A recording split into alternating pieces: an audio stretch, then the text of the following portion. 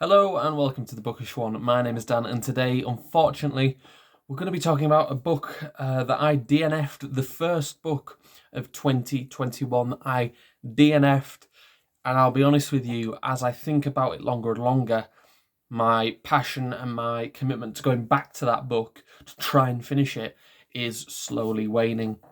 So the book is the second book in Ian Esselmont's Path to Ascendancy trilogy, based in the Malazan world, which is written by Ian Esselmont and, of course, by Stephen Erickson. I really enjoyed the first book in the series, Dancer's Lament. I thought it was a wonderful introduction to the world of Malazan, which is an epic fantasy world unlike any other. Its scale, its size, and everything is just beyond comprehension. The first book, Dancer's Lament, I thought was absolutely amazing. I loved Esselmont's prose style. I loved his characters, the relationships that he built between the characters such as Dancer and the city mages as well. Then we got to book two, Deadhouse Landing.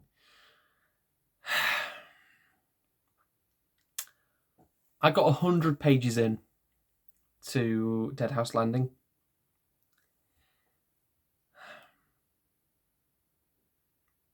Couldn't do it. Could not do it.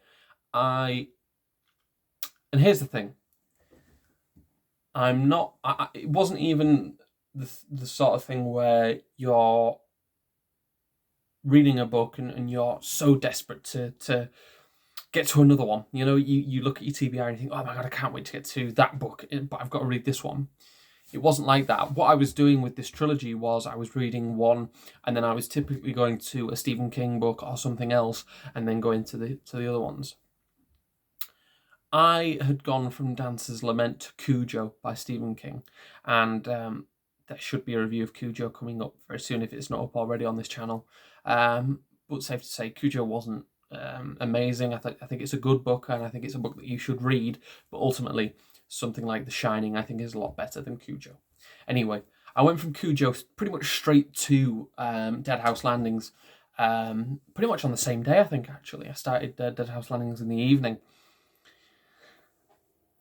And I just didn't click with anything. And that's not an over-exaggeration on my part. I felt completely out of place. I felt as if it was written by somebody else and not Esselmont. There was just this sense of complete disconnection with everything. So, essentially, for those who don't know, following the sort of disappointment and the failure of the two characters in the first book, they wash up in the city of Malaz, or rather an island called Malaz, and they try to set up a new organization, and basically they're going to try and take over this city or this island. It's a lot more sort of about naval combat. There's a lot of things going on around the sea. Malaz is, of course, an island, so there's pirates and everything like that. And that really interested me. But my God, I got 100 pages into this book and nothing had happened, it seemed like. And like I say, the big thing for me was that I just felt so disconnected. And the way I described it to my girlfriend was, some books you feel like you're there. Okay, in that first book, I felt like I was following Dancer through these streets of Li Heng, following him on his journey, interacting with the people that he interacted. And Esselmont's writing was a huge, obviously a huge part of that. And the characters felt so real to me. This second book felt like I was behind plexiglass, and I could see the characters, but I wasn't there. I wasn't amongst them. I couldn't feel the ground beneath my feet. I couldn't smell the air around me. And it just felt very muted. It felt like I was looking at them through this plexiglass, like an animal at the zoo. And my interest quickly waned. It jumps about a little bit like this review or this explanation, it jumps about so much, which is something that happens in the first book. You meet new characters, the city mages, you meet obviously Dancer, you meet various different military orders, etc. And that all felt like the world building was really building to something there. And you were taken away from this main story of Dancer to come into an equally important subplot that didn't really feel like a subplot in the first book. I've got to be honest. This book introduces so many brand new characters, and then it includes characters that you've seen before, and it just feels like such a mess, and nothing within 100 pages, nothing was getting done. So Dancer and Calenved, and I apologise if I'm getting these names wrong, pronunciation in the Malazan world is something that is its own sort of thing. My God, you get so many different subplots and so many characters. You're introduced to Dancer again. You're introduced to Calenved, his mage friend. They've got their own plot. They then come across a bar or a tavern that they buy. In that tavern, you've got the cook and you've got the people in there. You get the people who are there. You then get this pirate lord character with his own mage, who I believe is Tattersail, who I think is actually in the Malazan Book of the Fallen by Stephen Erickson. And you get their side plot, and then you get the other city mages from Li Heng. You get the Protectress again from the first book. There's just so much going on, and I'll be honest with you, nothing was getting achieved. And I know it seems daft to say that. My copy on Kindle, I think, was something like 380 something pages. I've looked on Google just before recording this, and it comes to 582. So I don't, I don't know. For me, if a book hasn't grabbed you within 100 pages, there's very little point to going on. And I know that's going to be controversial, especially with the series. I think more so for standalones, you can maybe say, it's not grabbed me. There we go. I understand that this is the second book in a series, a trilogy, and there's a lot of subplots going on and there's a lot of things building.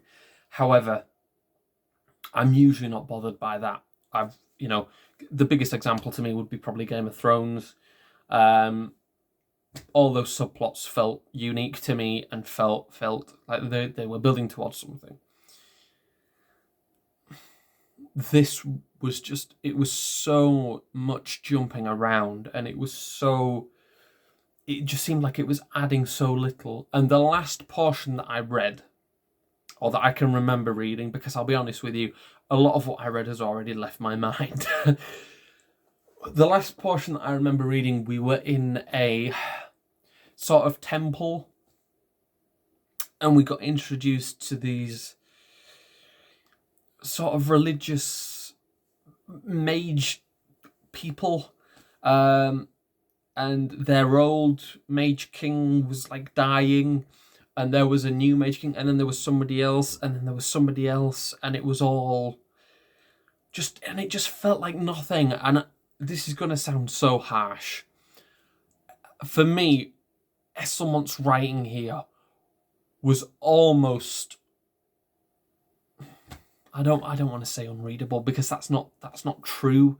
It's good, but it just seemed so plain, and the dialogue seemed so fluffy and so like filler, that the amount of times there were characters talking about the freaking chef in this tavern and about how bad his cooking was, I don't care. I genuinely do not care. And that, it never felt like that in the first book. I never felt like there was something being said that added so little to the plot. And I'm writing my own fantasy book now, and my characters go into taverns and they talk to people. And yes, you have those moments of quiet conversation, because that's what you've got to have to build your world. But my God, it just seemed like that was something that Esselmont was relying on as like this funny little wink, wink, nudge, nudge thing. it didn't work for me as comedy, and I don't know whether that's what Esselmont was trying to do. And again, it just felt so like filler. There were pages after pages after pages of just talking about nothing. And again, only being 100 pages in, all I can say is it's my experience. And going from book one, this felt completely left field. It felt as if the main plot should have been the subplot, and the subplot should have been the main plot, because this takes you to a completely different part of the world of Malazan from where we've been, and yet tries to include things that we've seen in the first book, which now are appearing as subplots to something that Dancer and Callanvend are now doing because they failed in the first book. But then you get all these new characters, and then you've got the characters from the old book, and everything is so big and so compact that you end up with a bunch of fluff and filler and a bunch of nothing. And to be 100 pages into a fantasy novel and be absolutely nowhere. And not only that, this isn't the first book, this is the second book, remember. And my God, does this suffer from second book syndrome. It's the first book I've DNF'd in a long time. I will maybe try and get back to it at some point, because I genuinely want to be invested in the world of Malazan, and I think that Ian Esselmont does a good job. From what I've seen in Dancer's Lament, he's far better than this. I've now moved on to Malice by John Gwynne, and I'm about 70 pages, 60, 70 pages into that. Oh my God, John Gwynne. He's amazing. Yeah.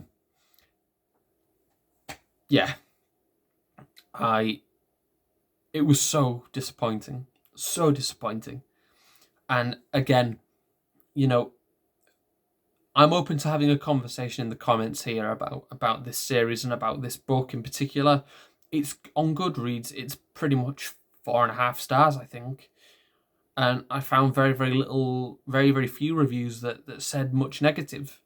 But I can only go off my opinion and off my my enjoyment, essentially, because reading should be enjoyed, and I wasn't enjoying this, and I'm not going to waste my time with something that I'm not enjoying.